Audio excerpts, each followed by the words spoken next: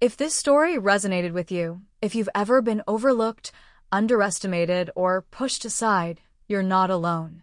Here, we share real stories of quiet strength, dignity, and the kind of success that doesn't need to scream to be heard. Every week, we bring you powerful narratives of resilience, reinvention, and redemption, especially for those who've spent a lifetime working hard without the recognition they deserved. Don't miss out on the next story that just might reflect your own. Click subscribe to join a growing community that values truth, experience, and the power of walking away on your own terms. Hit the like button, share your thoughts in the comments, and tell us, what's your story? Your voice matters here. This is more than a channel. It's a place where silent strength finally gets the spotlight. Let's make sure it's heard. Subscribe now. Sometimes, the silence after a victory echoes louder than any failure I've ever faced. That thought stayed with me as I sat in Monday morning's executive meeting, still thinking about the congratulatory email I received late last night from the CEO of Verdant Systems. I had just secured the company's largest renewal of the year, $4.22 million, after 3 grueling weeks filled with late-night troubleshooting, broken integrations, and last-minute security patches no one else knew how to solve. My name is Rachel Kim, and I'm 52 years old. I'm not in sales, nor do I carry a title that turns heads.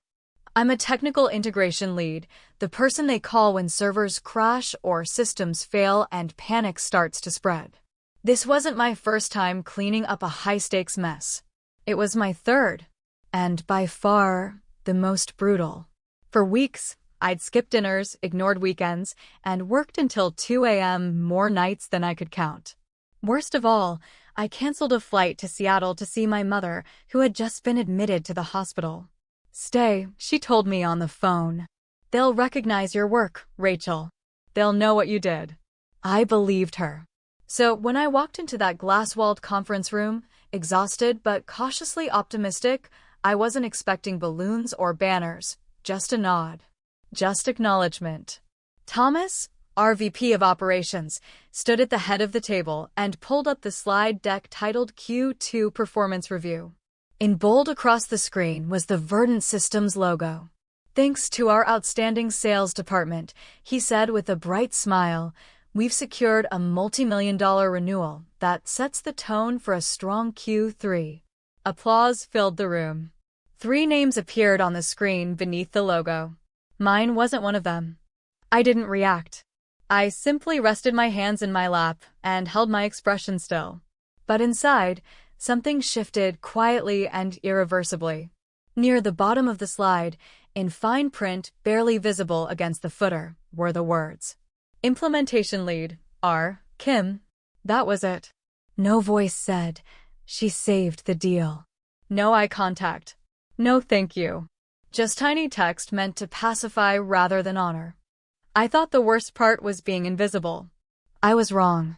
2 days later, I was invited to a routine check-in scheduled for 7:42 a.m., early enough to feel serious, casual enough to disarm.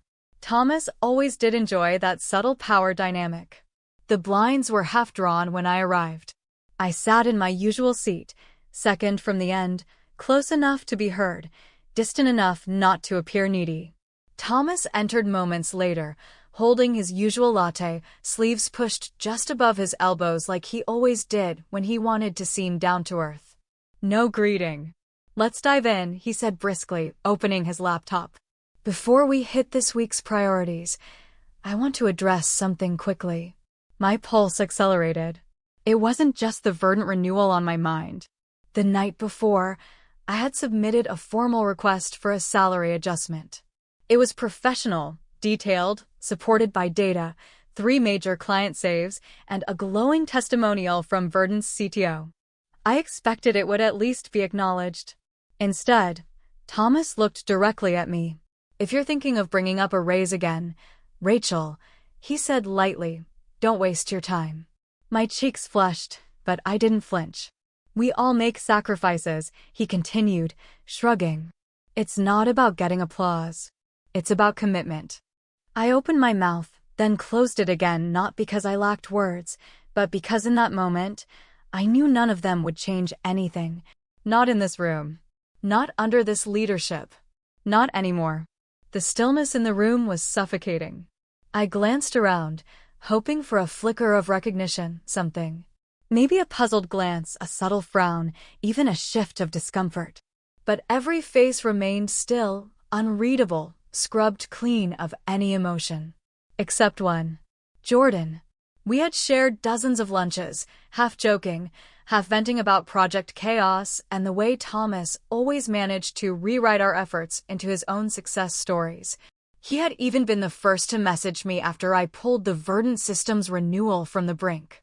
Now his gaze was fixed on the table in front of him.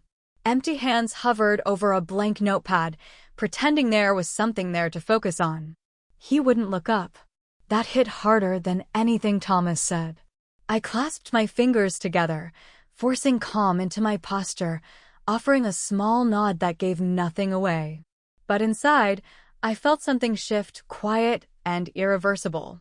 That day didn't just mark the denial of a raise. It shattered the illusion that I belonged. The people around me weren't teammates. They were bystanders. And in that sterile space, fluorescent light humming overhead, I understood something I hadn't wanted to face. I was expendable. Invisible, even. I didn't storm out. No pointed emails. No whispered complaints. When my mother called later from her hospital bed and asked how things were going, I told her, "Work steady." It wasn't. But the lie rolled off my tongue like muscle memory. Later that night, at 9:07 p.m., I sat at my kitchen table, laptop open, fingers still. The rage others might expect, the yelling, the drama, it never came. What I felt was precise. Focused. A kind of clarity that comes not from anger, but from finally letting go. Thomas assumed I'd go quietly, like others before me. He underestimated me. I navigated to a folder I'd kept buried on a backup drive, untouched recently but nearly a year in the making. It was called Signal View. What began as a weekend fix to streamline client messaging had evolved into a fully functional platform. I never set out to build software. I just wanted something that didn't break when we needed it most. Our internal tools were outdated, prone to failure during peak deadlines. So I coded. A little here, a little there. Late nights, skipped weekends, silent lunch breaks. Every error they ignored, I quietly addressed. When Verdant's support portal failed hours before a regulatory filing, and IT was unreachable, I used Signal View. No permission. No rollout meetings. Just a working solution. I stayed on the line with their CTO for 43 minutes, guiding him through a system no one at my company even knew existed. And it held. The next day, Verdant's response came in a single sentence. Whatever system you used, make that permanent. I never brought it up in a team review. I wasn't ready for the questions, the politics, the theft of credit. But now, staring at the glowing dashboard of Signal View, I realized I was closer to something real than I'd ever been. For years, I had handed them my evenings, my solutions, my loyalty. But Signal View, that was mine. And for the first time in months, I felt grounded. Not discouraged. Prepared. They could ignore me. They could keep my name off their slides. But they couldn't see what was coming because I was already building my escape. And as I stared at the lines of code I had written in solitude, I understood something deeper. This wasn't just a tool. It was a lifeline, crafted in the shadows, powered by everything they never noticed. It was midway through the quarter when the chaos struck. Invoice failures halted over 90% of active client transactions. The panic was instant. Sales pointed at product. Product blamed billing. Legal threatened to escalate. Everyone else panicked. I didn't. I stayed on the call with Westfield's CFO until nearly 2 a.m., manually routing batch transactions while stabilizing a fractured platform no one else even understood. When dawn broke, their CEO sent a direct note to Thomas, but I knew who that message was for. What he told me privately still lingers in the back of my mind. You didn't just fix a platform. You protected our credibility. Then came Pinnacle Ventures. 3 years of unresolved issues had them preparing to terminate. Their complaint file? 37 pages long, left untouched in someone's inbox until it ended up in mine. It was a mess, but instead of dodging it, I called their head of compliance directly, no talking points, no filters. I listened. Then I rebuilt their entire reporting infrastructure from the ground up in 10 days. Tailored, auditable, and clean. At the following stakeholder review, he pulled me aside. For the first time in 2 years, we felt like someone actually cared. You're the reason we stayed. And then, the most recent storm, Glenmar. The deal was collapsing. Their engineering lead had lost faith in our delivery schedules. Legal was already reviewing termination language. That night, I had a fever of 101 degrees Fahrenheit, huddled on the floor of my apartment with a box of tissues as a desk, coughing between debugging sessions. I rewrote the integration link from scratch. When the contract was finally renewed, their tech lead said something I couldn't shake. "Natalie, we trust you. Not your company. Not your team. You." Back then, I took it as praise. Now, it sounded like something else, like warning. That kind of loyalty made Thomas uneasy. I never really questioned why, until I opened the wrong folder. I'd been gathering metrics for SignalView's initial projections when I stumbled across it, an internal deck titled Q2 Recovery, Sales Attribution. Inside were timelines, charts, milestone metrics, all my deliverables. Color-coded, summarized, and credited to sales project leads. No individual names. Just convenient consolidation. At first, the sting was familiar. I'd been through this before. But it didn't linger this time. Because I was no longer hoping to be recognized. I was watching from a different vantage point now, and I could see the shift unfolding. They thought I was just the connection between tech and clients, useful, dependable. But they didn't see what I had become, the one quietly holding the framework together. And I had finally decided I wasn't going to prop them up anymore. That night, I barely slept. I watched the ceiling until the shadows began to stretch and blend, my thoughts spinning faster than answers could catch up. The betrayal wasn't the real question anymore. It was what I did next. Was I still going to pretend the system made sense for me? Or was it time to move on? That afternoon, I sent a message to someone I trusted, Marcus Lee, lead systems architect at Pinnacle. We had worked side by side through their darkest outages. He never crossed boundaries, but he always asked the questions others avoided. We agreed to meet in a quiet coffee shop tucked behind a second-hand bookstore a few blocks off Capitol Hill. No company logos. No lanyards. Just two people who knew when it was time to have a different conversation. I arrived before him and ordered a plain black coffee, strong enough to wake the bones, bitter enough to match the week I'd had. No sugar. No frills. Just something honest. Marcus showed up right on time, as always. He wore a light blue shirt with the sleeves casually rolled up, messenger bag slung diagonally across his back. There was a faint scar near his jawline I hadn't noticed before. We eased into small talk, servers, uptimes, a few dry jokes about infrastructure nightmares and system outages that only engineers find funny. But I didn't come here to talk about database latency. I leaned forward slightly, kept my voice low, and asked the question that had been simmering inside me.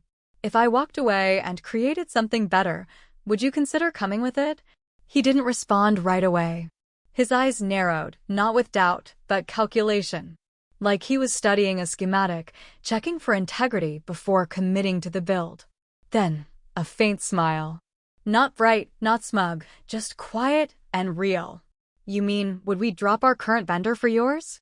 I nodded once. He didn't hesitate. If it's yours? Yeah, no question. Then, without fanfare, he reached into the pocket of his jacket and handed me a small off-white card. Thick cardstock. No design. Just a line of handwriting across the middle in bold ink. Count me in ML. No branding. No tagline. Just space. But it weighed more in my hand than any recognition I'd gotten in months. It didn't shout. It didn't beg. But it meant something had shifted. Maybe this wasn't just about leaving behind a broken system. Maybe I was finally stepping into something I'd created on my terms. Marcus stood to go, hand briefly resting on the back of his chair. "Build it clean," he said, "and build it fast. Don't lose time patching what wasn't meant to last." I nodded, card pressed between my fingers. He didn't say goodbye. He didn't need to.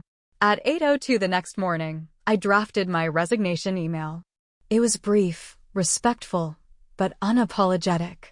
The subject line read, "Formal resignation, effective immediately." The body said only this. No need for a counter. "Please forward my offboarding documents at your earliest convenience." I hovered over the send button for 13 seconds. Not because I wavered, but because I wanted to mark the moment. At 8:15 a.m., I clicked send. Closed the lid on my laptop. Sat still. There was no sudden burst of energy, no tearful sigh of release. Just a quiet stillness. The kind that settles after a storm clears and you suddenly realize how long you've been holding tension in your shoulders. I stood, stretched, and brewed myself a cup of mint ginger tea, something I hadn't made time for in months. I didn't touch my phone, didn't check Outlook, didn't glance at Slack. By 9:30, nothing had come through. No automated reply, no acknowledgement, not even a cold HR template response. I walked a loop around the block. The October breeze tugged at my coat sleeves and flushed my cheeks pink.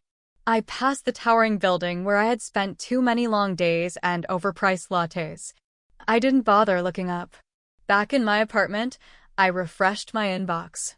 Still silent. Not one name. Not one question.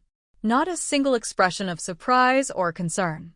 And maybe that was the most honest goodbye of all, not the message I sent, but the emptiness that followed. The proof that they never really saw me at all. My departure stirred no waves. No urgent calls. Not even a calendar update. And oddly, I didn't shed a tear. Because somewhere deep inside, I had always known. I wasn't respected for who I was, or even what I had created. I was tolerated because I smoothed over their gaps, kept things afloat, stayed silent when credit was redirected. Now that I no longer served that purpose, I ceased to exist in their world. I refilled my teacup, sat down at my dining table, and reopened the Signal View directory. Not to build, at least not yet. Just to glance through the files, to remember this was mine. No revisions by management, no rebranding by someone else's hands. Just a quiet origin they would never anticipate. And this time, no one would overwrite it. I signed out of my company credentials for the last time. No hesitation. No inner debate. Just stillness. My stillness. Then, at exactly 3:06 p.m., as I closed my laptop following a sync-up call with Glenmar's migration team, my phone buzzed once. A message from Jordan, timestamped 2:37 p.m. "It's chaos here. They know it was you, and they're panicking." I read it twice and let the smallest smile form. Not arrogance. Not revenge. Just confirmation. Back at the office I had left less than 2 days ago, Thomas was unraveling. Westfield's operations lead had notified them that morning they were reevaluating the partnership and declining to renew their queue for engagement. But that was only the beginning. Within the next 2 hours, Pinnacle and Glenmar submitted nearly identical statements. Slightly varied language. Perfectly staggered delivery times. But unmistakably aligned. 3 of the company's largest accounts had, with corporate grace, closed the door. And Thomas? Always composed under scrutiny, always rehearsed. This time, he cracked. Stormed between departments, voice rising, flinging questions with no answers. Who last spoke to Westfield? Why wasn't I briefed sooner? Where's the client retention file? He slapped a report off someone's desk. Kicked over a trash bin. Demanded forecasts that no one had prepared. I wasn't there to witness it, but I could picture it clearly. As I sat in the corner booth of a quiet coffee shop, cradling a cup of jasmine tea, I could see him, face red, sleeves wrinkled, collar tightening with stress as reality crept in. Another buzz. Jordan again. 3:12 p.m. HR is reviewing all active contracts. Something about breach exposure. They're scrambling, Erica. Scrambling. That word used to belong to me. It meant server failures, unpaid overtime, voluntary weekends on call. I used to scramble to fix everything for them. Now I watched. Centered. Unshaken.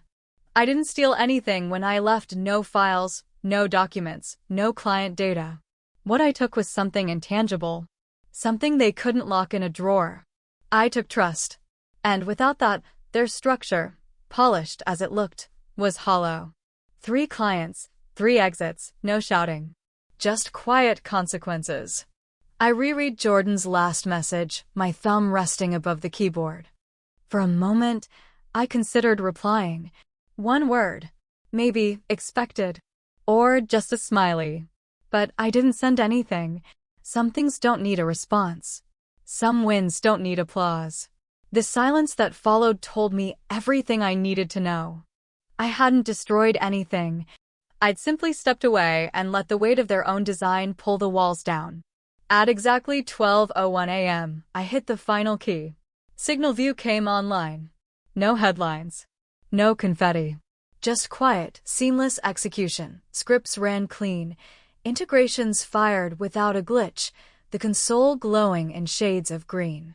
I sat in the calm of my apartment, piano music softly filling the space, the same soundtrack I once used during high-stress server nights.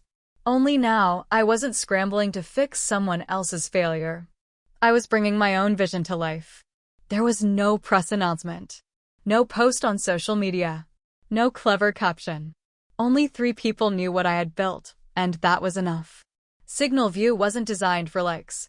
It was made for dependability. At 12:02 a.m., I sent 3 emails. Subject line: Welcome to Signal View. Your credentials. Each message contained login access and a testing environment. Westfield. Pinnacle. Glenmar. No colors. No logos. Just a minimal interface, white and gray, with 1 simple sentence below the greeting. For those who were always more than a number. I sank into my chair, letting the tension unravel from my shoulders. For months, I had carried the weight of secrecy, the uncertainty of untested infrastructure, the quiet fear of it all collapsing. But now? Stillness. At 12:42, the first ping came through. Westfield had signed in.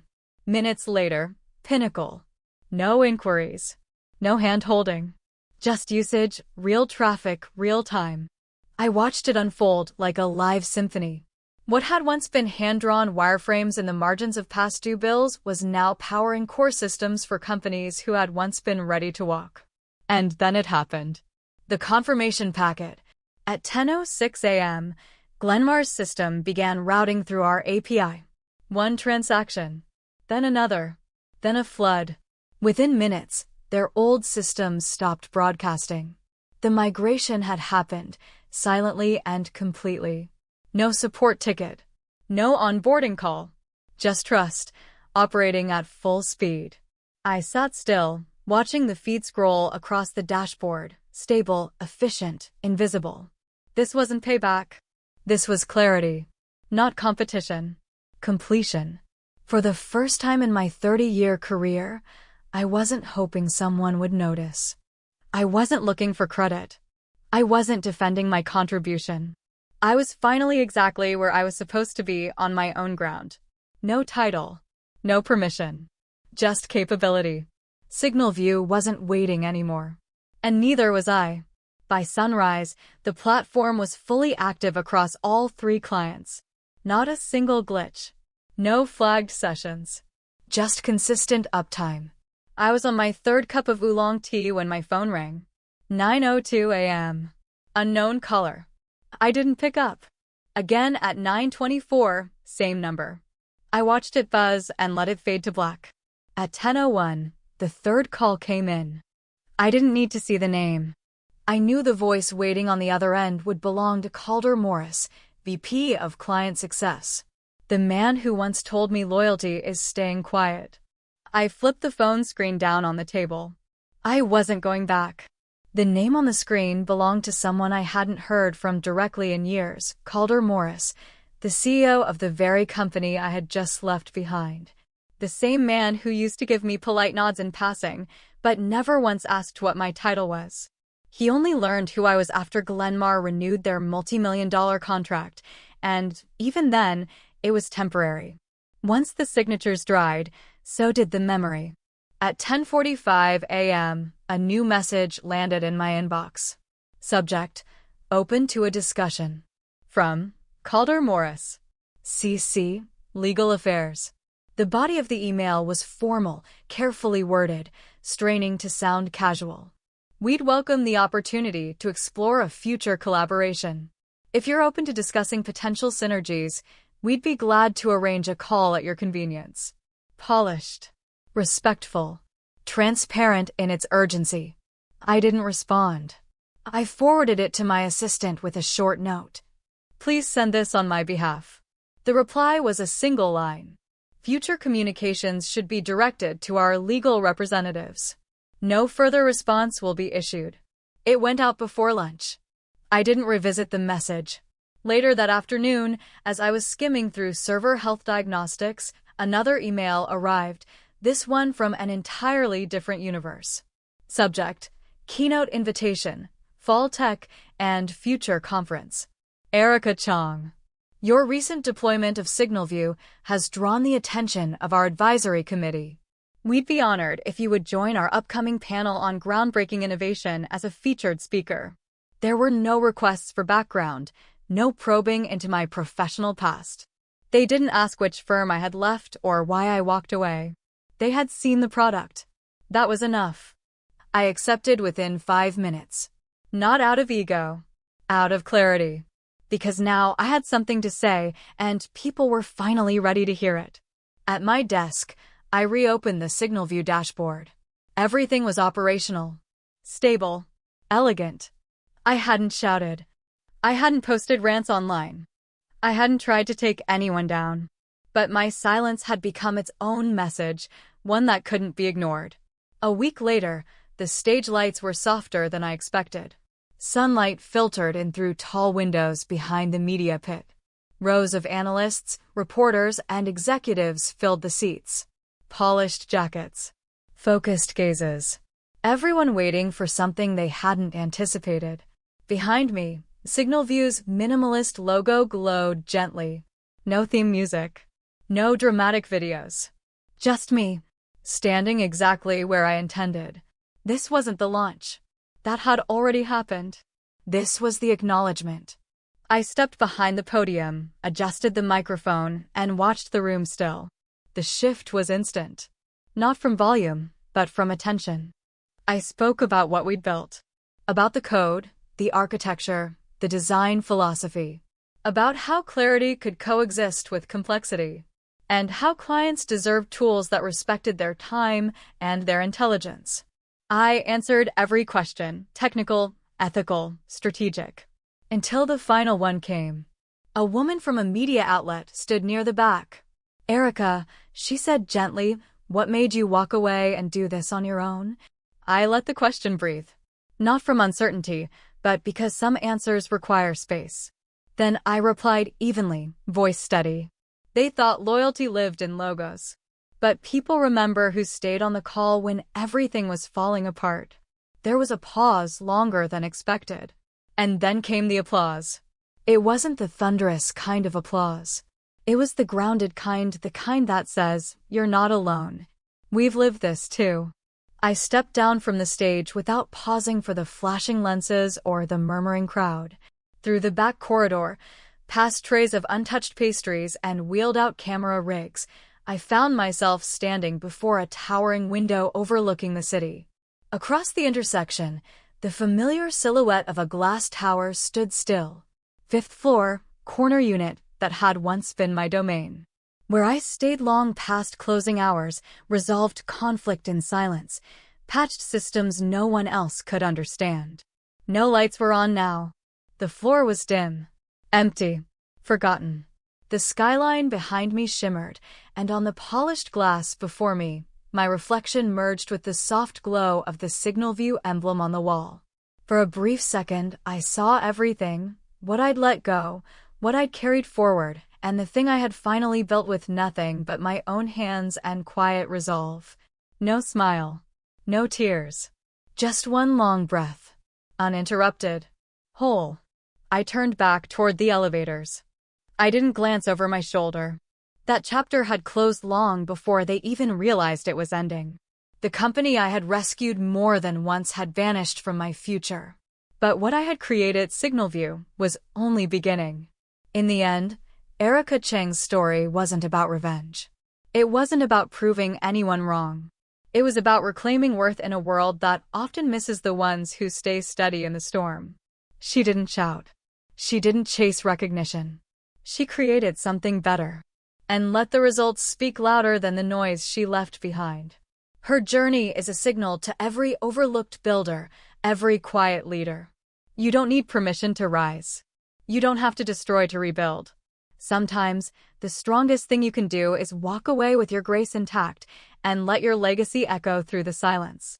If you've ever felt unseen, unappreciated, or written off, this story is for you. Share it. Comment below. Your voice might be the next one someone needs to hear. And if you haven't yet, subscribe for more stories like Erica's. Let's raise the volume on quiet power.